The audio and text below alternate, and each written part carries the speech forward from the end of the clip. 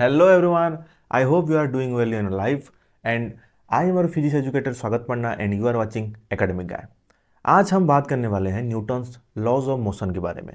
तो इस वीडियो में particularly inertia, momentum and impulse, Newton's के first law, second law, third law, इन सब के बारे में हम बात करेंगे।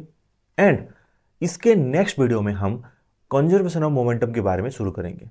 इस वीडियो में हम बस इतने ही टॉपिक बात करेंगे, कंजर्वेशन ऑफ मोमेंटम इसमें नहीं है, उसके नेक्स्ट वीडियो में इस आएगा। क्योंकि अगर इसमें कंजर्वेशन ऑफ मोमेंटम में ऐड कर लूँगा क्योंकि तो ये वीडियो थोड़ा लेंदी हो जाएगा। तो आज बस एक छोटा सा इंट्रोडक्शन की जैसे क्लास ही करेंगे। तो चलिए शुरू करते हैं आज की इस वीडियो को। So first of all, dynamics किसको बोलते हैं? डायनामिक्स मीन्स क्या हो गया, किसी भी ऑब्जेक्ट अगर मोशन में है देन उसको हम बोलते हैं डायनामिक्स। किसी भी ऑब्जेक्ट अगर मोशन में है देन उसको बोलते हैं डायनामिक्स। जैसे कि यहाँ पे देखो स्ट्रेट डेफिनेशन लिख रखा है कि the study of motion with its cause is called dynamics. The study of motion with its cause is called dynamics. जो भी ऑब्जेक्ट मोशन में है देन उसके रिलेटेड कुछ भी जो स्टडी करेंगे उसको बोलते हैं डायनामिक्स। जैसे कि तुम 12th में पढ़ोगे इलेक्ट्रोस्टैटिक, मतलब इलेक्ट्रिसिटी जब रेस्ट में होता है। लेकिन इलेक्ट्रोडायनामिक्स मतलब क्या? इलेक्ट्रिसिटी जब मूव करेगा उस टाइम जब उसको स्टडी करेंगे उसको बोलते हैं हम इलेक्ट्रोडायनामिक्स। तो डायनामिक्स मीन्स क्या हो गया, अगर किसी भी ऑब्जेक्ट मोशन कर रहा है एंड उसके अबाउट अगर किसी ऑब्जेक्ट मोशन कर रहा है एंड ड्यूरिंग दिस मोशन हम अगर उसके फिजिकल क्वांटिटी को स्टडी कर रहे हैं देन उसको बोलते हैं हम डायनामिक्स। All okay. नेक्स्ट आ गया हमारा इनर्शिया। ये बहुत इंपॉर्टेंट है क्योंकि न्यूटन्स फर्स्ट लॉ इनर्शिया को ही शो करता है। ठीक है, चलिए आइए जानते हैं इनर्शिया क्या है। It is the property of a body by virtue of which it enable to change its state of rest और मोशन बाय इटसेल्फ। ये क्या, खुद से ही, मतलब ये जो पहले से जो स्टेट है उससे अगर सडनली एक दूसरे स्टेट में चेंज हो रहा है तो उसको वो ओपोज करता है, उसको बोलते हैं हम इनर्शिया। इनर्शिया मतलब क्या, अगर हम अभी रेस्ट में हैं और हमारे बॉडी सडनली मूव करने लगे तो हमारे बॉडी जो पहले रेस्ट में था अभी जो मोशन में आ गया तो रेस्ट से मोशन में चेंज होने के लिए वो हमारा बॉडी रेजिस्ट करेगा। या फिर हम अगर मोशन में हैं और सडनली हम रुक जाते हैं देन पहले जो मोशन में था अभी जो रेस्ट हो गया, उस ट्रांजिशन के बीच में हमारे बॉडी मोशन से रेस्ट को कन्वर्ट होने में ओपोज करता है, उसको बोलते हैं हम इनर्शिया। तो अभी समझ में आया इनर्शिया क्या है? ठीक है ना, इसको बोलते हैं inertia, opposing nature of our body from previous state to अब नेक्स्ट स्टेट। ओके, ठीक है। ये 3 तरीके का होता है। फर्स्ट क्या है, रेस्ट, इनर्शिया ऑफ रेस्ट हो गया। सेकंड है हमारा इनर्शिया ऑफ मोशन। थर्ड है हमारा इनर्शिया ऑफ डायरेक्शन। ओके, तो चलिए जानते हैं ये इनर्शिया ऑफ रेस्ट क्या है, इनर्शिया ऑफ मोशन क्या है एंड इनर्शिया ऑफ डायरेक्शन क्या है। देखो, जैसे कि एग्जांपल तुम्हें दिखाई दे रहा है, एक बस में कुछ बैलेंस लगा हुआ था ऊपर में।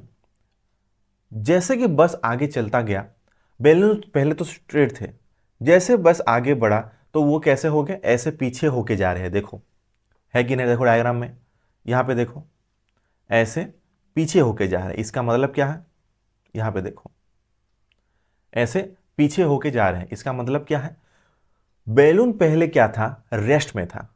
तो बस जब सडनली आगे बढ़ने लगा वो रेस्ट से मोशन में आने के लिए बैलून ने रेजिस्ट मतलब ओपोजिट नेचर शो किया।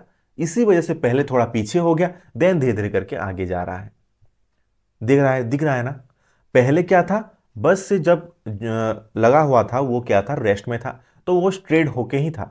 लेकिन जब बस आगे बढ़ने लगा तो सडनली उसके स्टेट मतलब जब स्टेट था उसके बाद मोशन में सडनली चेंज होने की वजह से उसमें क्या क्रिएट हुआ, इनर्शिया क्रिएट हुआ। इनर्शिया मतलब क्या, प्रीवियस स्टेट से नेक्स्ट स्टेट में चेंज होने के लिए जो ओपोजिंग नेचर शो करता है।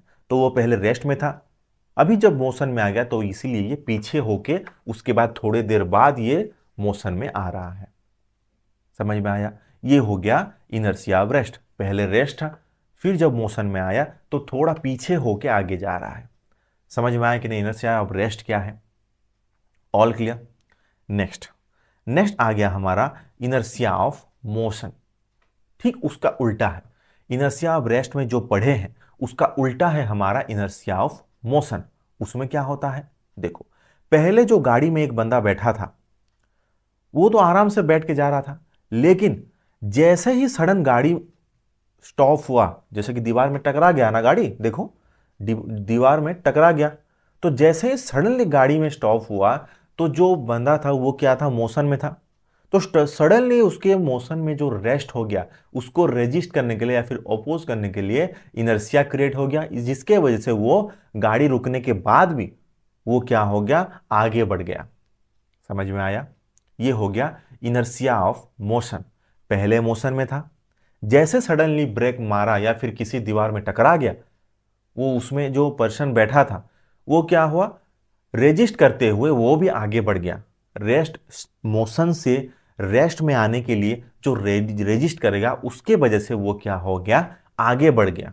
कार तो रुक गया लेकिन वो पर्सन आगे बढ़ गया और दीवार से टकरा रहा है। देखो इसी वजह से हमारा एक्सीडेंट ऐसे ही होता है, इनर्शिया ऑफ मोशन की वजह से हमारा एक्सीडेंट होता है। जब हम गाड़ी में बैठते हैं तो गाड़ी से हम मिलते हुए मोशन में जाते हैं, लेकिन जैसे कहीं पे हम ठोक देते हैं तो गाड़ी क्या होता है, सडनली स्टॉप हो जाता है, लेकिन हमारे बॉडी में जो इनर्शिया क्रिएट होता है उसकी वजह से हम आगे चले जाते हैं और सर स्टीयरिंग से टकरा जाता है। समझ में आया ना? ये हो गया हमारा इनर्शिया ऑफ मोशन। और एक इनर्शिया क्या है, और एक इनर्शिया है हमारा इनर्शिया ऑफ डायरेक्शन। क्या है इनर्शिया ऑफ डायरेक्शन? तुमने तो वो मूवी वगैरह में देखे होंगे, क्या होता है, जो ड्रिफ्ट करते हैं, गाड़ी ऐसे सीधा जाता है और हैंड ब्रेक को ऐसे ऊपर पुल करते हैं तो क्या होता है, ड्रिफ्ट करता हुआ जाता है। लेकिन गाड़ी ऐसे राइट हैंड साइड में टर्न होता है, लेकिन फिर भी उसका मोशन क्या होता है, थोड़ी देर के लिए सीधा जाता है। ऐसे स्ट्रेट स्पीड जा रहा था, लेकिन जब हम सडनली ब्रेक मार दिए तो क्या हो गया, उसके डायरेक्शन में चेंज हुआ, लेकिन जा सीधा रहा था, उसके डायरेक्शन में चेंज हो गया गाड़ी का, लेकिन मोशन क्या था, सीधा ही था। इसका मतलब क्या है, गाड़ी पहले सीधा जा रहा था, जैसे ही हमें सडन ब्रेक मार दिए उसमें इनर्शिया क्रिएट हुआ डायरेक्शन को चेंज करने के लिए, इसीलिए थोड़ी देर सीधा जाने के बाद फिर डायरेक्शन में चेंज आ रहा है। इस वीडियो में देखो, गाड़ी पहले सीधा आ रहा है, देखो जैसे ही ब्रेक मारा डायरेक्शन में चेंज हो रहा है, लेकिन मोशन वही स्ट्रेट लाइन ही है, लेकिन थोड़ी देर बाद क्या हो रहा है, वो फिर टर्न करके जा पा रहा है। इसको बोलते हैं हम इनर्शिया ऑफ डायरेक्शन। यहां पे क्या पॉइंट लेके रखा है, tendency to maintain the direction. ठीक है, external force required to change the path. इसमें क्या है, फास्ट पॉइंट इंपॉर्टेंट है, tendency to maintain the direction. इसमें क्या होता है, डायरेक्शन को मेंटेन करने की टेंडेंसी क्रिएट होता है, जिसके वजह से गाड़ी टर्न होने के बाद भी वो स्ट्रेट मोशन में जाता रहता है। ठीक है ना? एग्जाम्पल में क्या है, कार टर्निंग। एग्जाम्पल में क्या है, कार टर्निंग। नीचे जो वीडियो प्ले हो रहा है यही है कार टर्निंग। All okay? ठीक है, okay. So inertia of direction खत्म हुआ, तो अभी देखते हैं हम fast law of Newton's fast law of motion. Sorry, it states that a body continues to remain in its state of rest or uniform motion in a straight line path unless compelled by some external force to change its state। ये क्या बोल रहा है, एकदम आसान भाषा में, जब तक एक बॉडी में हम किसी भी एक्सटर्नल फोर्स को अप्लाई नहीं कर रहे हैं तब तक वो मोशन नहीं करेगा, अगर वो रेस्ट में है। उसकी और एक क्या है, अगर एक ऑब्जेक्ट मोशन में है, जब तक हम उसके ऊपर कोई भी एक्सटर्नल फोर्स नहीं अप्लाई कर रहे हैं वो कभी भी रेस्ट में नहीं आएगा। जैसे कि यहां पे देखो, अर्थ क्या हो रहा है, रिवॉल्व हो रहा है। अर्थ क्या हो रहा है, रिवॉल्व हो रहा है, हमें दिखाई दे रहा है स्ट्रेट। जब तक इसके ऊपर हम कोई सा भी एक्सटर्नल फोर्स अप्लाई नहीं कर रहे हैं, ये क्या इनफाइनाइट टाइम्स तक, इनफाइनाइट ईयर्स तक ये क्या रोटेट करता रहेगा, जब तक कोई भी एक्सटर्नल फोर्स अप्लाइड नहीं हो जाए।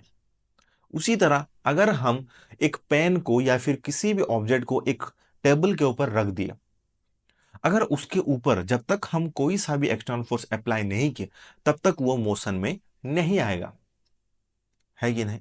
लेकिन सर हम जो साइकिल में जाते हैं तब तो हम पाइडल मार के छोड़ देते हैं एंड कोई सा एक्सटर्नल फोर्स भी अप्लाई नहीं होता है, फिर क्यों स्लो डाउन होता है?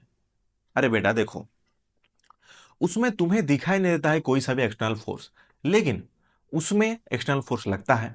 क्या लगता है? फास्ट।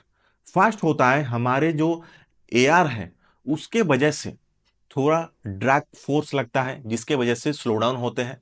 एंड साइकिल के टायर एंड रोड की जो सरफेस होता है उसके बीच का जो फ्रिक्शन है उसके वजह से भी हम स्लो डाउन होते हैं। ये दो एक्सटर्नल फोर्स अप्लाई होता है, इसी वजह से साइकिल स्लो डाउन हो जाता है, समझे।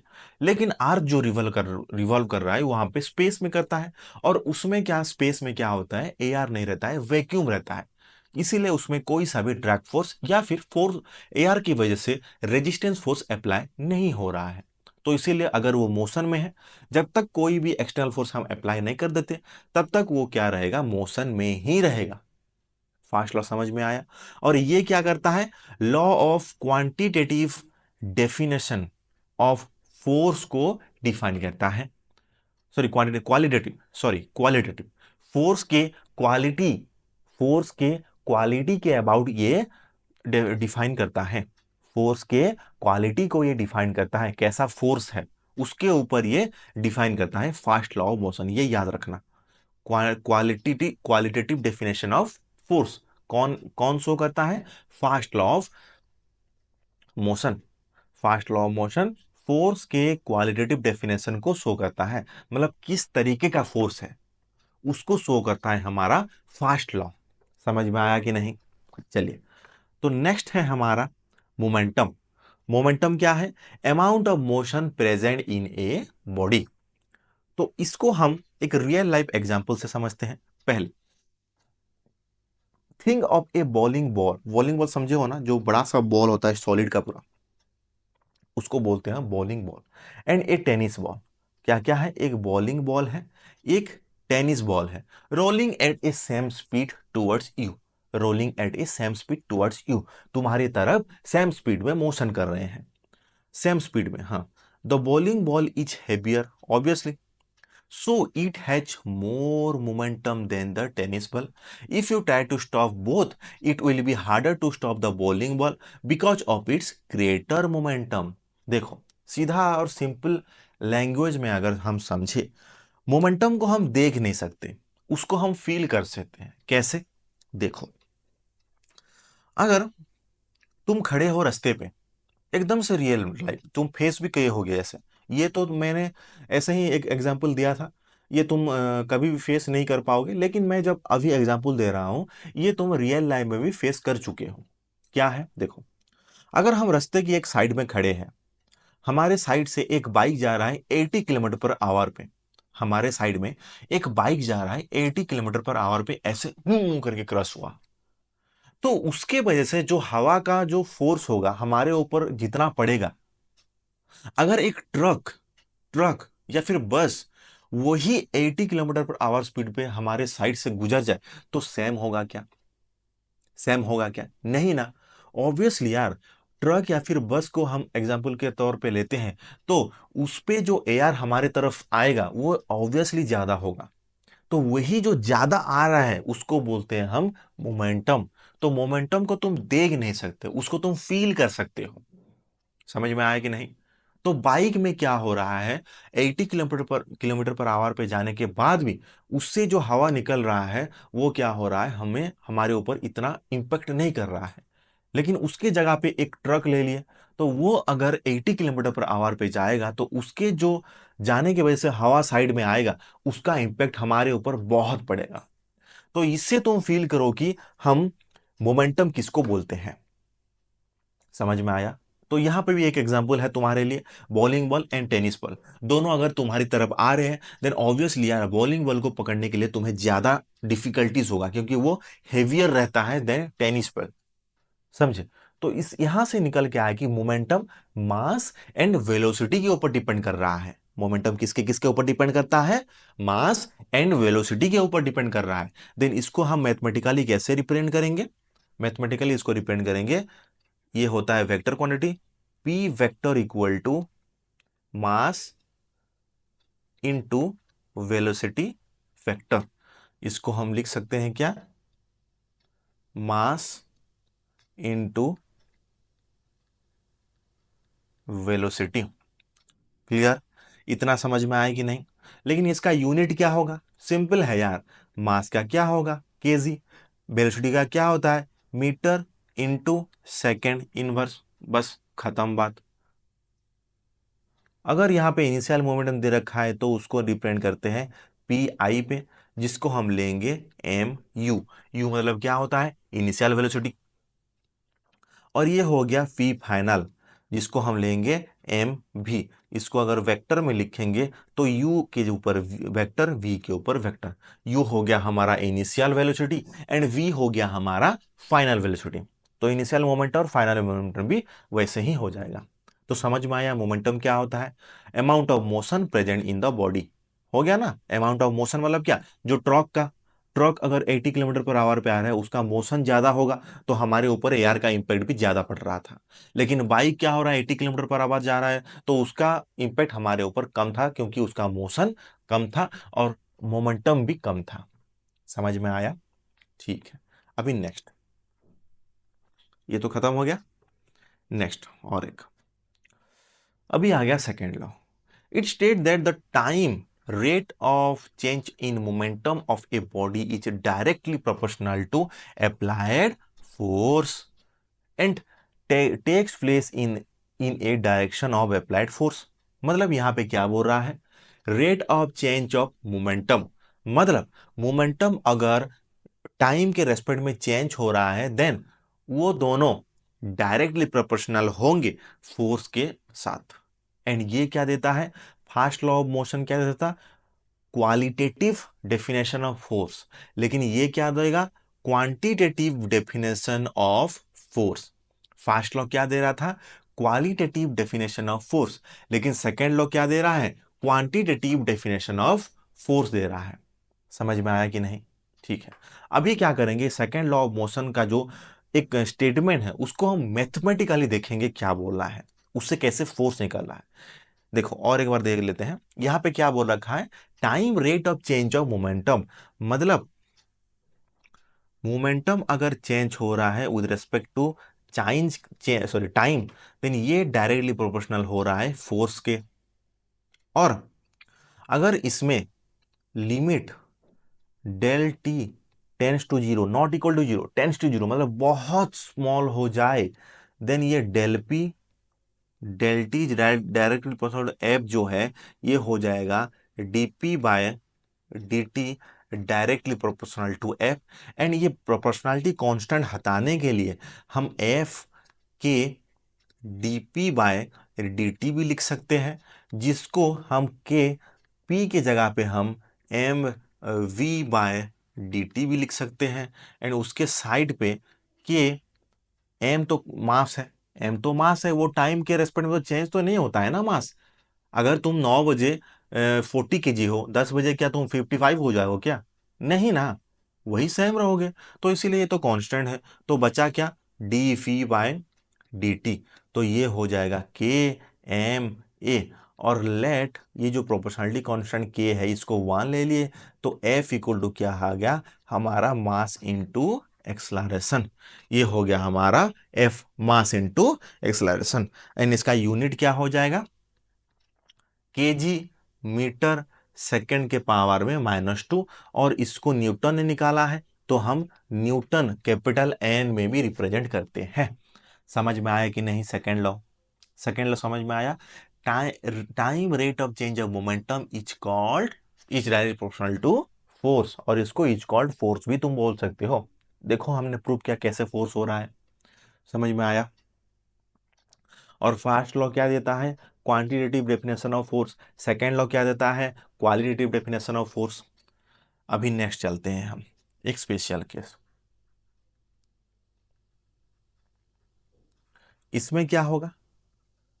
अगर हमारा, अगर अगर हमारा F external equal to zero है, मतलब mass into acceleration equal to zero, और मास तो कभी जीरो हो ही नहीं सकता, तो यहां पे क्या आ गया, एक्सलरेशन जीरो। इसका मतलब ये रेस्ट में भी हो सकता है, और एक केस क्या हो सकता है, यूनिफॉर्म मोशन में भी हो सकता है। यूनिफॉर्म मोशन में भी हो सकता है। क्यों? क्योंकि यूनिफॉर्म मोशन में क्या होता है, वेलोसिटी चेंज नहीं होता है। यूनिफॉर्म मोशन में क्या होता है, वेलोसिटी चेंज नहीं होता है। अगर वेलोसिटी चेंज नहीं हो रहा है तो एक्सलरेशन कैसे चेंज निकलेगा भाई? एक्सलरेशन क्या होता है, change in velocity with respect to time. Change in velocity with respect to time, ये होता है एक्सलरेशन। तो अगर यूनिफॉर्म मोशन है तो वेलोसिटी चेंज नहीं हो रहा है, तो एक्सलरेशन में जीरो नहीं हो जाएगा क्या? Velocity no change. अगर वेलोसिटी चेंज नहीं हो रहा है देन हमारा एक्सेलरेशन क्या हो जाएगा, जीरो हो जाएगा। तो एक्सेलरेशन जीरो मतलब यूनिफॉर्म मोशन भी हम बोल सकते हैं। तो अगर एक्सटर्नल फोर्स जीरो है, मतलब इसका मतलब ये नहीं है कि वो मोशन में नहीं है, हो सकता है यूनिफॉर्म मोशन में हो। इसीलिए दो प्रोबेबिलिटी होता है। फर्स्ट क्या है, ये रेस्ट में भी हो सकता है, और सेकंड क्या है, ये यूनिफॉर्म मोशन में भी हो सकता है। All okay. नेक्स्ट चलते हैं आगे। इंपल्स। अभी क्या आ गया, इंपल्स आ गया है। इंपल्स किसको बोलते हैं? If a large force act on a body for a very short time interval, then impact due to the force is maximum, such force is impulsive force. समझ में आया कि नहीं? अगर कोई लार्ज अमाउंट ऑफ फोर्स, कोई एकदम इतू सा टाइम इंटरवल के अंदर हो जाए, देन उसके लिए जो इफेक्ट जो आ रहा है, उसके वजह से जो इफेक्ट आएगा उसको हम बोलते हैं इंपल्सिव फोर्स। समझ में आया? इसको कैसे रिप्रेजेंट करते हैं? अम, इसको रिप्रेजेंट करते हैं product of force and time interval. मतलब इसको अगर हम मैथमेटिकली रिप्रेजेंट करें, I equal to force into del T, और इसको हम लिख सकते हैं क्या, डेल पी, जिसको हम बोलते हैं चेंज इन मोमेंटम, जिसको हम और एक बार लिख सकते हैं P final minus P I. समझ में आया? इसको इंपल्स को हम चेंज इन मोमेंटम भी बोल सकते हैं, चेंज इन मोमेंटम भी बोल सकते हैं। समझ में आया? Change in momentum. और इसका यूनिट क्या हो जाएगा, फोर्स क्या होता है, न्यूटन, टाइम क्या होगा, सेकंड, तो न्यूटन इंटू सेकंड हो गया इसका एस आई यूनिट। समझ में आया कि नहीं? इंपल्स क्या होता है, अगर कोई छोटे से टाइम इंटरवल के अंदर कोई बड़ा सा लार्ज फोर्स गिर जाए, उसके वजह से जो इफेक्ट होता है उसको हम बोलते हैं इंपल्स। जैसे कि एक कील में हम जोर से अगर हैमर में मारे तो एकदम छोटे से इंटरवल के टाइम में हम धड़ाम से मारते हैं, क्योंकि अंदर जाए करके। समझ में आया ना? वो होता है हमारा इंपल्स। समझ में आया? वो हो गया हमारा इंपल्स, जो एकदम धड़ाम से जो मारते हैं। क्लियर? ठीक है, ये हो गया इंपल्स।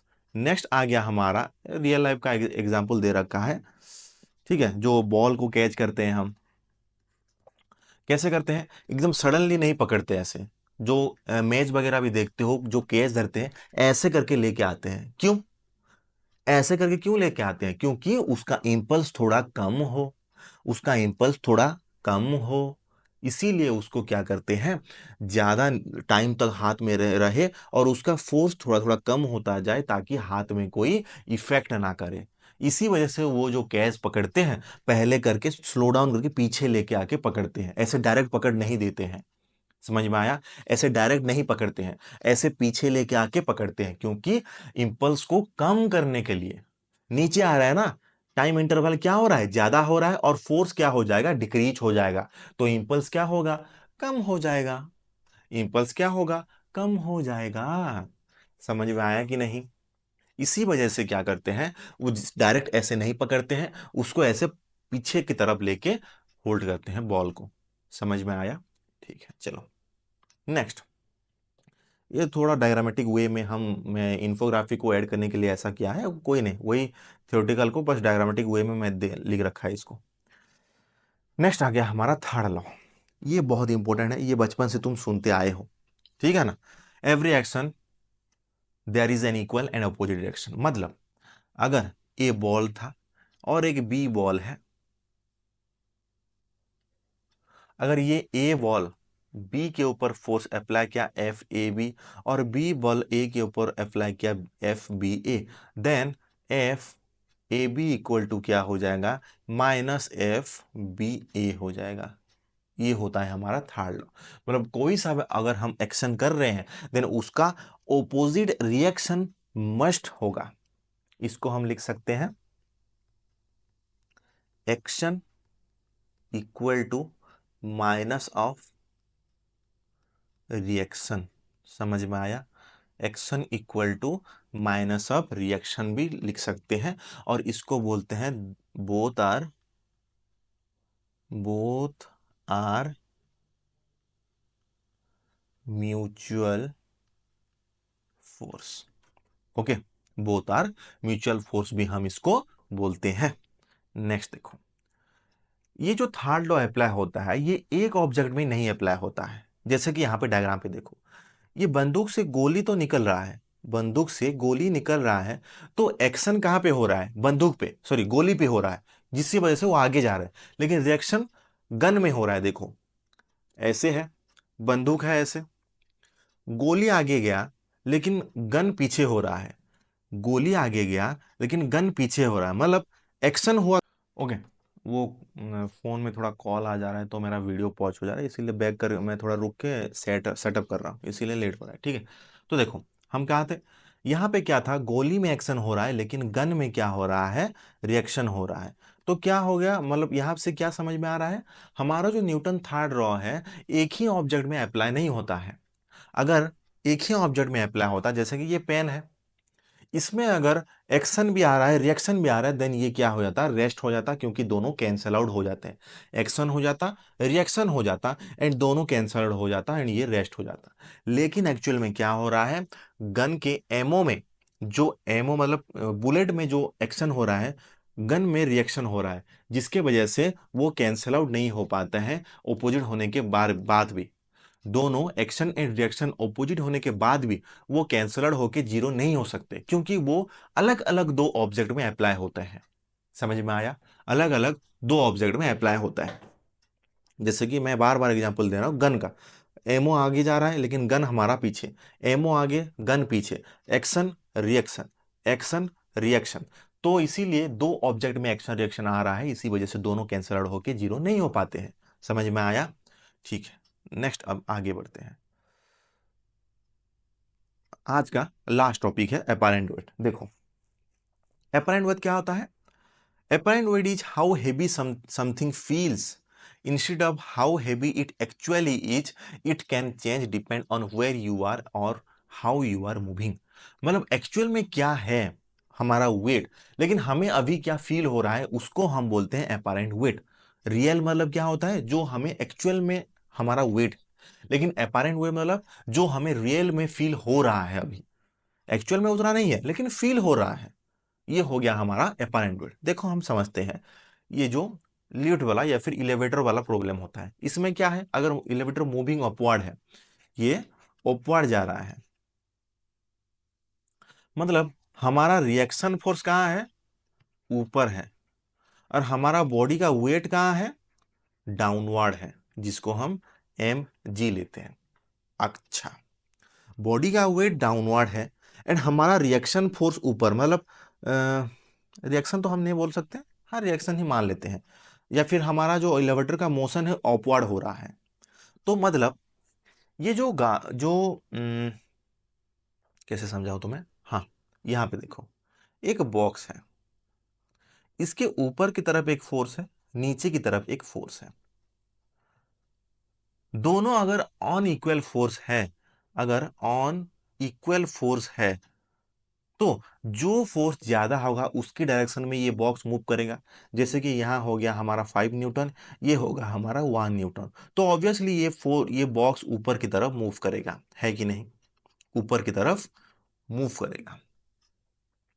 तो हमारा जो अपेरेंट वेट मतलब ऊपर की तरफ जो मोशन कर रहा है हमारा, हमें स्ट्रेट फॉरवर्ड बता रहा है कि ऊपर के डायरेक्शन में फोर्स हमारा ज्यादा है, ऊपर के डायरेक्शन में हमारा फोर्स ज्यादा है। तो यहां पे R is greater than weight, हमारा जो वेट है नीचे की तरफ जो वेट पड़ रहा है उसके रेस्पेक्ट में हमारा जो ऊपर वाला फोर्स है ज्यादा है। तो इसको हम आर माइनस डब्ल्यू करके एफ नेट भी कर सकते हैं। क्यों नहीं कर सकते यार? तभी तो पता चलेगा ना कितना ज्यादा है। अगर यहाँ ये जो दो फोर्स है, टोटल नेट फोर्स कैसे पता करोगे? 5 - 1 ही तो करोगे ना, तब जाके तुम्हें 4 न्यूटन नेट पता चलेगा कितना अप्लाई हो रहा है उसके ऊपर, वरना कैसे पता करोगे तुम? इसीलिए आर माइनस डब्ल्यू हो गया हमारा एफ नेट, और आर माइनस डब्ल्यू के जगह पे एम जी, और एफ नेट हो गया M and acceleration of the lift, acceleration of the lift. R minus M G हो गया एम ए, तो आर हो गया हमारा M A plus M A G. तो एम अगर कॉमन ले लिए तो ए प्लस जी हो गया हमारा एपरेंट वेट। तो हमारे जो लिफ्ट के अंदर अगर हम प्रेजेंट है एंड लिफ्ट अगर ऊपर जा रहा है, देन हमें फील होगा इतना वेट। ये हो गया इंक्रीजिंग वेट। नॉर्मल वेट से क्या हो जाएगा, हमारा weight sorry apparent weight weight हमारा बढ़ जाएगा जब हम लिफ्ट से ऊपर जा रहे हैं। एक ऊपर अपवर्ड फोर्स है, एक डाउनवर्ड फोर्स है। अगर ये ऑब्जेक्ट ऊपर जा रहा है मतलब अपवर्ड फोर्स ज्यादा है, और हमारे नेट फोर्स निकालने के लिए upward force minus downward force करेंगे, है कि नहीं? जो नेट फोर्स निकलेगा, और नेट फोर्स क्या होगा? एम ए ही होगा, एम ए ही होगा। ठीक है कि नहीं? तो अभी देखो, R equal to M A plus M G, and R equal to हो गया एम कॉमन ले लिए, ए प्लस जी हो गया हमारा इंक्रीजिंगली। ओके, हाँ। अभी देखते हैं एलिवेटर मूविंग डाउनवर्ड। जब भी वो डाउनवर्ड जा रहा है तो लिफ्ट डाउनवर्ड मोशन करेगा, ठीक है ना? लेकिन उसका जो रिएक्शन फोर्स है वो तो एक ही रहेगा ऊपर, रिएक्शन फोर्स, और उसका वेट अगेन नीचे की तरफ रहेगा एम जी। ठीक है, तो यहाँ पे अभी इसके पहले केस में क्या हो रहा था, हमारा रिएक्शन फोर्स हमारे नॉर्मल वेट से ज़्यादा हो रहा था। लेकिन अभी क्या होगा, हमारा वेट हो जाएगा रिएक्शन फोर्स से ज़्यादा। तो टोटल या फिर नेट फोर्स निकालने के लिए हम W minus R equal to F net ही करेंगे। तो हमें क्या निकालना है, आर निकालना है। तो W का वैल्यू क्या होता है, हमारा मतलब नॉर्मल वेट एम जी हो जाता है, equal to sorry M G equal to नहीं, M G minus R, M G minus R equal to M A हो जाएगा, क्योंकि एफ नेट होता है ना मास इंटू एक्सलरेशन। ठीक है, अभी आर का वैल्यू क्या हो जाएगा, M G minus M A, and M common लेने के बाद हो जाएगा जी माइनस ए। तो अभी हमारा अपेरेंट वेट हो गया एम इंटू जी माइनस ए, जो हो जाएगा डिक्रीजिंग। मतलब हमारा एक्चुअल वेट से अभी अपेरेंट वेट क्या हो जाएगा, कम हो जाएगा। तो फर्स्ट केस क्या था, जब लिफ्ट हमारा ऊपर जा रहा है तो हमारा एक्चुअल वेट जो है उससे ज्यादा हमें फील होगा हमारा वेट। जब लिफ्ट क्या होगा, ऊपर जाएगा, जब लिफ्ट ऊपर जाएगा हमारा एक्चुअल वेट जो है उससे ज्यादा वेट फील होगा। लेकिन उसके अगर दूसरा केस देखें तो अगर लिफ्ट डाउनवर्ड जा रहा है तो हमारा वेट जितना है उससे कम वेट फील होगा हमें, अगर हम अंदर है। ठीक है, तो कहां से ये पता लग रहा है, यहां पे देखो R equal to M into G minus A, मतलब एक्सलरेशन में जी माइनस ए मतलब हमारा जो नॉर्मल ग्रेविटेशनल एक्सलरेशन है उससे लिफ्ट का जो एक्सलरेशन है उससे माइनस हो रहा है। तो ऑब्वियसली mg से माइनस समथिंग हो रहा है तो mg से कम ही तो आएगा ना। mg से अगर कोई सा भी क्वांटिटी माइनस हो रहा है देन mg से कम हो गया, तो हमारा अपेरेंट वेट हमारा नॉर्मल वेट से कम हो जाएगा। लेकिन उसके प्रीवियस केस में क्या हो रहा है, mg के साथ एक क्वांटिटी ऐड हो रहा है, तो हमारा जो एक्चुअल वेट, हमारा जो अपेरेंट वेट है एक्चुअल वेट से बढ़ता हुआ फील होगा हमें। ठीक है, और एक लास्ट केस आज के लिए, लिफ्ट मैकेनिज्म फेल। अगर लिफ्ट मैकेनिज्म फेल हो गया तो ऊपर से जो वायर वगैरह कनेक्ट रहता है लिफ्ट का वो अगर टूट गया तो क्या होगा, लिफ्ट क्या होगा, लिफ्ट का एक्सलरेशन एंड हमारा acceleration due to gravity equal हो जाएगा। तो अभी जो हम करते थे R minus W equal to F net, तो आर क्या हो जाएगा, डब्ल्यू क्या हो जाएगा, M G equal to F net क्या होता है M A, and R equal to क्या हो गया एम ए, सॉरी यहाँ पे कुछ गलत कर लिया मैंने, एक मिनट, हाँ सॉरी, नीचे की तरफ आएगा ना, तो यहाँ पे आर माइनस डब्ल्यू नहीं होगा, W minus R equal to हमारा एफ नेट आ जाएगा, नीचे की तरफ आएगा ना, नीचे की तरफ आएगा, जैसे कि इसके प्रीवियस केस में हम देख रहे हैं। देखो जब लिफ्ट नीचे की तरफ आ रहा है तो डब्ल्यू माइनस आर हम कर रहे हैं, हमारा एक्चुअल वेट से अपेरेंट वेट को हम माइनस कर रहे हैं, क्योंकि नीचे की तरफ के फोर्स ज़्यादा है। तो उसी तरह अगर लिफ्ट के मैकेनिज्म फेल हो गया, जैसे कि यहाँ पे जो कनेक्टेड वायर है वो अगर टूट गया, तो लिफ्ट नीचे ही तो आएगा, नीचे ही तो आएगा ना, तो वहाँ यहाँ पे भी W minus R equal to F net ही करेंगे। तो डब्ल्यू क्या हो जाता है M G minus R equal to F net हो जाता है एम ए। तो फाइनल आर इक्वल टू हो गया M G minus M A, और ऊपर तुम्हें सीधा दिखाई दे रहा है कि ए इक्वल टू जी, तो यहाँ पे M A minus M A equal to zero, तो अपारेंट वेट हो गया हमारा जीरो, जिसके वजह से इसको बोलते हैं हम सॉरी वेटलेसनेस बोलते हैं, वेटलेसनेस। मतलब हमारा एक्चुअल में वेट है, लेकिन अगर हमारा जो लिफ्ट का वायर डिस्कनेक्ट हो गया तो हमें हमारा कोई सा भी वेट नहीं होगा ऐसा फील होगा, क्योंकि वो ग्रेविटी के साथ ही नीचे गिरेगा। समझ में आया?